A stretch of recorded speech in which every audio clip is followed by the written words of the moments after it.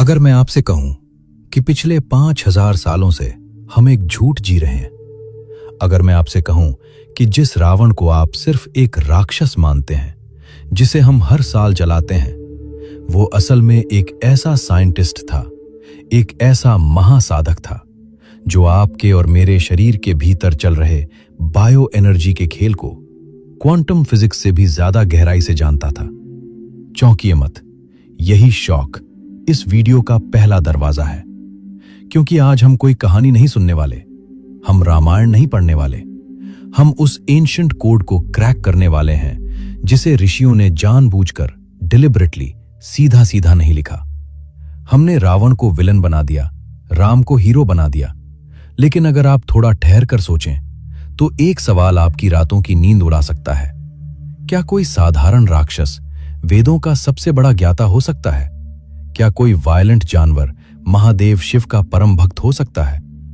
और सबसे बड़ा सवाल, क्या रावण के वो 10 सिर सच में 10 सिर थे, या वो इशारा था किसी ऐसी चीज की तरफ जो आज इस वक्त आपके शरीर के भीतर भी मौजूद है? आज का ये वीडियो आपके देखने के नजरिए को हमेशा के लिए बदल देगा। Welcome to the dark reality of spiritual science. हमारे ऋषि मुनि हिस्टोरियंस नहीं थे, वो हिस्ट्री नहीं लिखते थे, वो ह्यूमन एक्सपीरियंस लिखते थे। उन्होंने हमारे भीतर की कॉन्शियसनेस की अवस्थाओं को बाहर पात्रों के रूप में खड़ा कर दिया।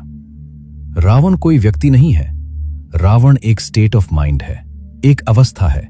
शास्त्रों में एक बहुत गुप्त बात लिखी है, रावण के 10 सिर। मेडिकल साइंस के हिसाब से 10 सिर होना इम्पॉसिबल है, तो फिर इसका मतलब क्या है? योग विज्ञान में हमारी नाभि पर स्थित जो चक्र है, जिसे हम मणिपूरक चक्र या सोलर प्लेक्सस कहते हैं, उसके 10 तल हैं। It has 10 petals. रावण का 10 सिर वाला होना इसी बात का प्रतीक है कि उसकी पूरी चेतना, उसकी पूरी अवेयरनेस इस मणिपूरक चक्र में फंसी हुई थी। इसे डिकोड करें तो समझ आता है कि रावण वो इंसान था जो अपनी गट फीलिंग, अपनी इंस्टिंक्ट्स और अपनी विल पावर का बादशाह था।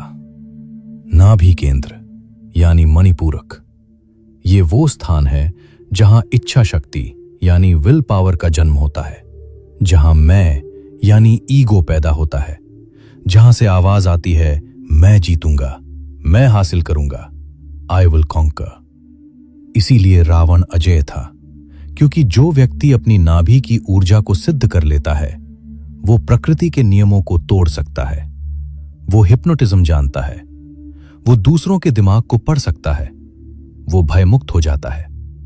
रावण के पास वो सब था जो आज का मॉडर्न इंसान चाहता है, पावर, कंट्रोल और अथॉरिटी।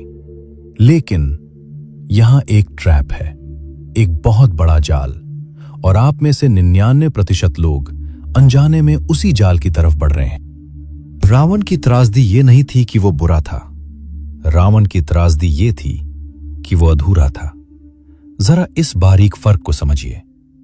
रावण जब आंखें बंद करता था, ध्यान में बैठता था, तो उसकी ऊर्जा नाभि से उठकर सीधे सहस्रार यानी क्राउन चक्र तक जाती थी।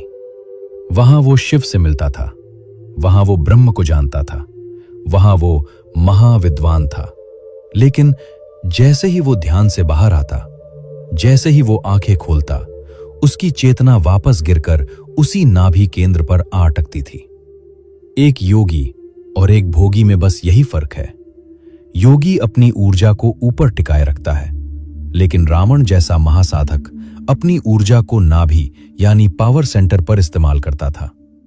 नाभि केंद्र शक्ति देता है, पर संवेदना यानी एम्पैथी नहीं देता।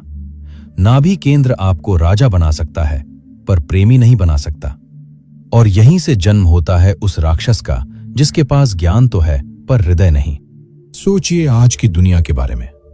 हमारे पास टेक्नोलॉजी है, साइंस है, वेल्थ है। हम भी तो रावण की तरह सोने की लंका बना रहे हैं, लेकिन क्या हम खुश हैं? जवाब है नहीं, क्योंकि हमारी चेतना भी उसी नाभि चक्र पर अटकी है। मुझे चाहिए, मेरा अधिकार, मेरा पद। हमने पावर को ही सक्सेस मान लिया है। अब आते हैं उस रहस्य पर जो रामायण का असली सार है। राम और रावण का युद्ध दो राजाओं का युद्ध नहीं था, बल्कि आध्यात्मिक और योग की दृष्टि से ये दो चक्रस की टक्कर थी। राम अनाहत चक्र यानी हार्ट सेंटर के प्रतीक हैं। शास्त्रों में भगवान राम को 12 कलाओं का अवतार माना गया है। वे केवल मर्यादा पुरुषोत्तम ही नहीं थे, बल्कि मानव जीवन की पूर्णता का आदर्श स्वरूप थे। लेकिन प्रश्न यह है, उन्हें 12 कलाओं का अवतार ही क्यों कहा गया? आइए इसे गहराई से समझते हैं। भारतीय शास्त्रों के अनुसार मानव शरीर केवल मांस और हड्डियों का ढांचा नहीं है, बल्कि यह एक सूक्ष्म ऊर्जा तंत्र है। इस शरीर में 7 प्रमुख चक्रों का वर्णन मिलता है। इन चक्रों को कमल के रूप में दर्शाया गया है। हर चक्र एक विशिष्ट चेतना और गुण का प्रतिनिधित्व करता है, और हर कमल की पंखुड़ियों की संख्या अलग अलग होती है। मूलाधार चक्र 4 पंखुड़ियां वाला कमल है। स्वादिष्ठान चक्र 6 पंखुड़ियां वाला कमल है। मणिपुर चक्र 10 पंखुड़ियां वाला कमल है। अनाहत चक्र 12 पंखुड़ियां वाला कमल है। विशुद्ध चक्र 16 पंखुड़ियां वाला कमल है। आज्ञा चक्र 2 पंखुड़ियां वाला कमल है। सहस्रार चक्र 1000 पंखुड़ियां यानी अनंत चेतना का प्रतीक है। अब यहां सबसे महत्वपूर्ण बिंदु समझिए। हृदय चक्र यानी अनाहत चक्र में 12 पंखुड़ियां होती हैं।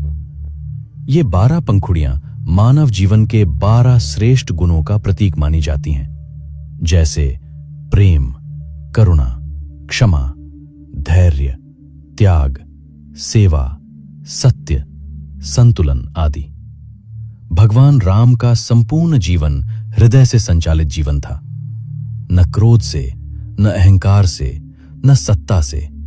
पिता की आज्ञा के लिए राजत्याग, वनवास में भी मर्यादा, शत्रु के प्रति भी धर्म, प्रजा के लिए स्वयं का कष्ट स्वीकार, ये सभी गुण अनाहत चक्र की पूर्ण जागृति के संकेत हैं। इसलिए शास्त्र ये कहते हैं कि भगवान राम 12 कलाओं के ज्ञाता नहीं, बल्कि 12 कलाओं के सजीव स्वरूप थे।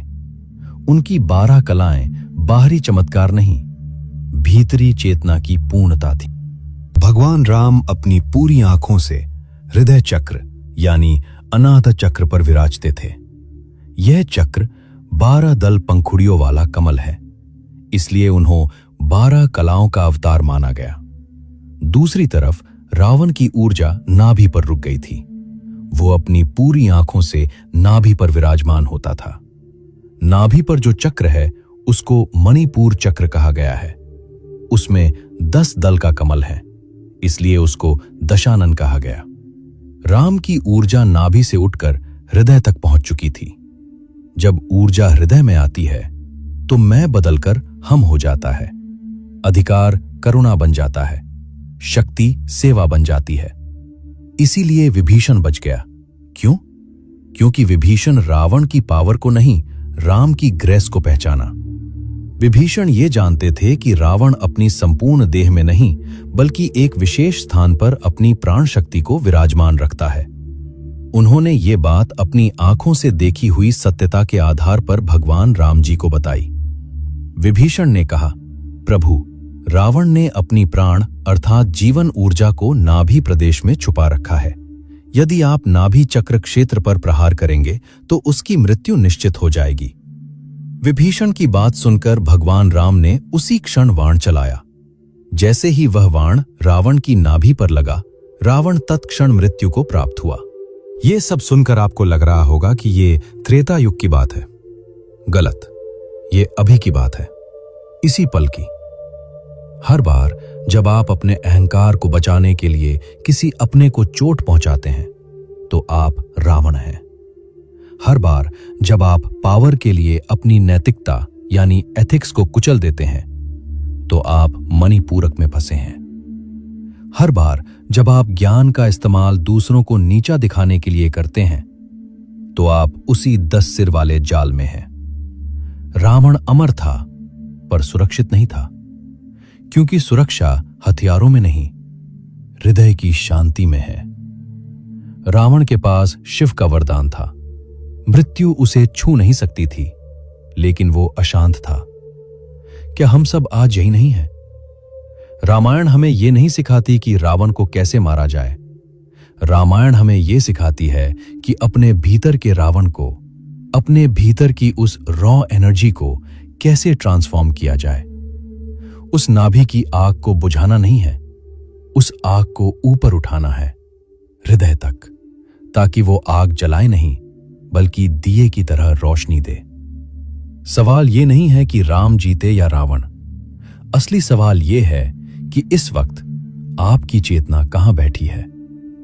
नाभि पर, जहां सिर्फ भूख और अहंकार है, या हृदय पर, जहां ठहराव और राम है? क्या आज के दौर में रावण होना आसान है या राम बनना?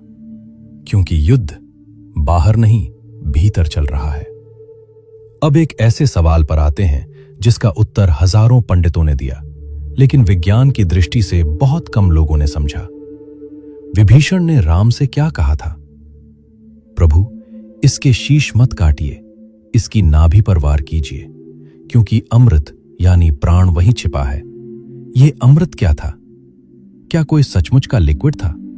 नहीं। योग विज्ञान कहता है कि हमारे शरीर में एक सर्वाइवल इंस्टिंक्ट होती है, जीने की अदम्य इच्छा, जो नाभि में संग्रहित रहती है। जब तक आपकी नाभि सक्रिय है, आपका ईगो मर नहीं सकता, आप हार नहीं मान सकते। रावण के 10 सिर कटना और फिर उगाना, यह प्रतीक है हमारे विचारों यानी थॉट्स का। आप एक बुरी आदत छोड़ते हैं, दूसरी पकड़ लेते हैं। आप एक इच्छा पूरी करते हैं, 10 नई पैदा हो जाती हैं। सिर काटने से रावण नहीं मरता, विचारों को मारने से मन नहीं मरता। मन तब मरता है जब उसकी जड़ यानी नाभि पर प्रहार किया जाए। राम का बाण ज्ञान की अग्नि था। उसने रावण के शरीर को नहीं, उसकी मैं बने रहने की जिद को सुखा दिया। उस बाण ने अमृत को सोख लिया, यानी सर्वाइवल इंस्टिंक्ट को खत्म कर दिया। और जैसे ही नाभि का अमृत सूखा, रावण का अहंकार ढह गया। वो पहली बार मैं से मुक्त हुआ। लेकिन रावण को समझने के लिए हमें थोड़ा पीछे जाना होगा। उस पल में जब उसने शिव तांडव स्तोत्र रचा था। रावण शब्द का अर्थ जानते हैं आप? रावण का अर्थ है द वन हु रोर्स, वो जो भीषण गर्जना करता है। ये गर्जना, ये शोर, ये तांडव क्या था? ये एक बेचैन आत्मा की पुकार थी।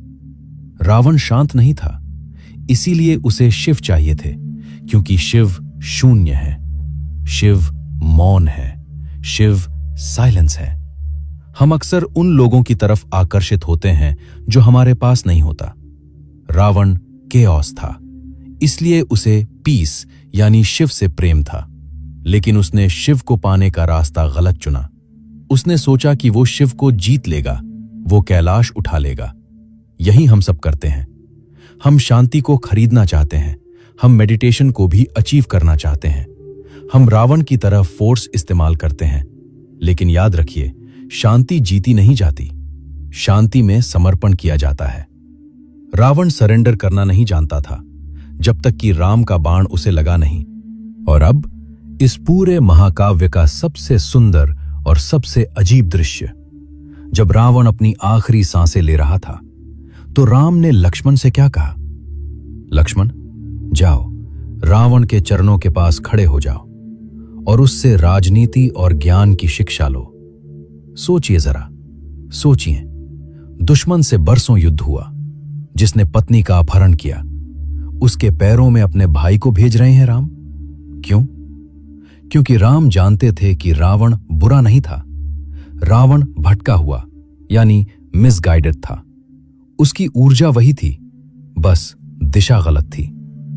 मरते वक्त रावण का अहंकार मिट चुका था, नाभि का अमृत सूख चुका था। अब जो बचा था वो केवल शुद्ध ब्राह्मण था, शुद्ध ज्ञान था, और राम उस ज्ञान का सम्मान कर रहे थे। यह हमें क्या सिखाता है? यह सिखाता है कि कोई भी इंसान पूरी तरह विलन नहीं होता। हर रावण के भीतर एक वेद ज्ञानी छिपा है और हर ज्ञानी के भीतर एक अहंकारी रावण। फर्क सिर्फ इतना है कि आप अपने भीतर किसको फीड करते हैं।